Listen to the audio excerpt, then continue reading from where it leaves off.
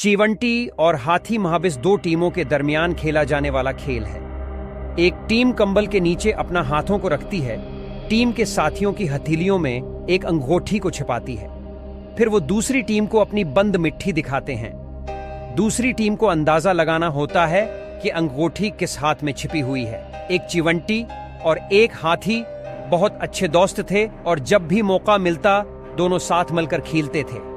मसला ये था कि हाथी के वालिद बेहद सख्त कसम के थे और इन्हें होमवर्क करने या उसकी वालदा को छोटे छोटे काम में मदद की जरूरत होने के वक्त अपने बेटे का खेलना पसंद नहीं था।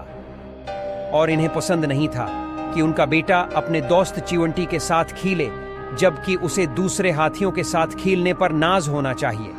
छोटा हाथी अपने वालिद से काफी डरा हुआ था और उनका गुस्सा होना उसे बिल्कुल भी पसंद नहीं था।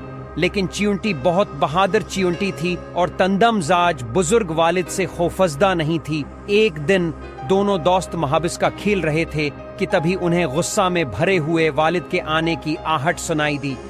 जमीन धमक से हिल रही थी और वो दरख्तों को तोड़ता फोड़ता आ रहा था। अरे नहीं, ये मेरे वालिद हैं। नौजवान हाथी चलाया, उसके चेहरे पर खौफ छा गया। मैं क्या कर सकता हूँ? छोटी चींटी ने अपनी छाती फैलाई और अपने पूरे कद से खड़ी हो गई। फक्र न करो मेरे दोस्त, तुम मेरे पीछे छप सकते हो और तुम्हारे वालिद तुम्हें तलाश नहीं कर सके।